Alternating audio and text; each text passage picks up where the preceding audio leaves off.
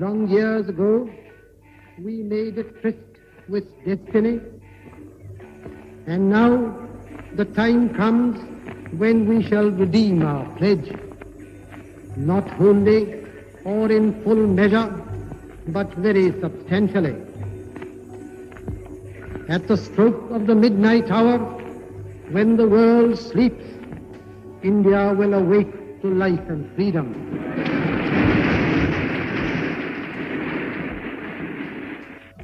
A moment comes, which comes but rarely in history, when we step out from the old to the new, when an age ends, and when the soul of a nation, long suppressed, finds utterance.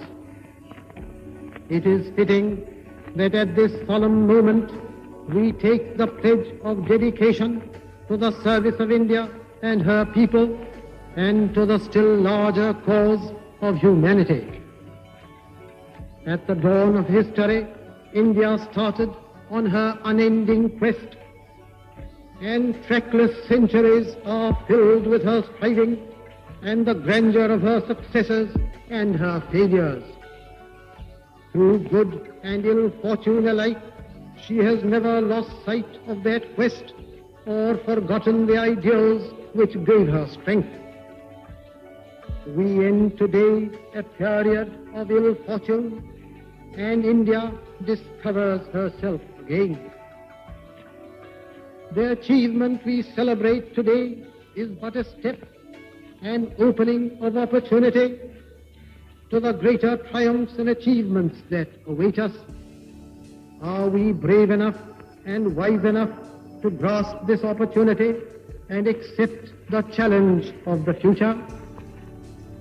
Freedom and power bring responsibility. That responsibility rests upon this assembly, a sovereign body representing the sovereign people of India.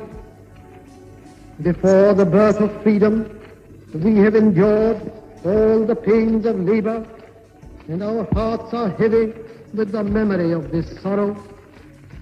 Some of those pains continue even now.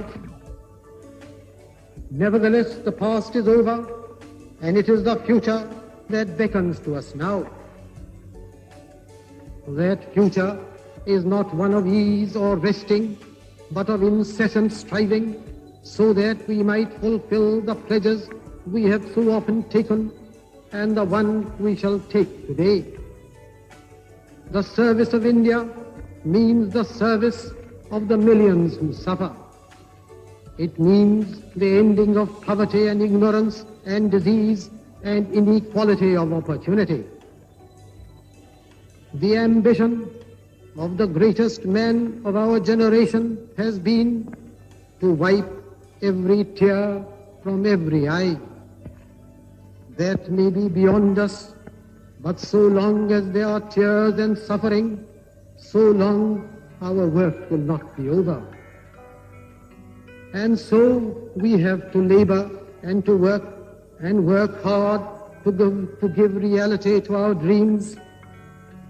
Those dreams are for India, but they are also for the world, for all the nations and peoples are too closely knit together today for any one of them to imagine that it can live apart. Peace has been said to be indivisible, so is freedom, so is prosperity now, and so also is disaster in this one world that can no longer be split into isolated fragments. To the people of India, whose representatives we are, we make appeal to join us with faith and confidence in this great adventure. This is no time for petty and destructive criticism, no time for ill will or blaming others.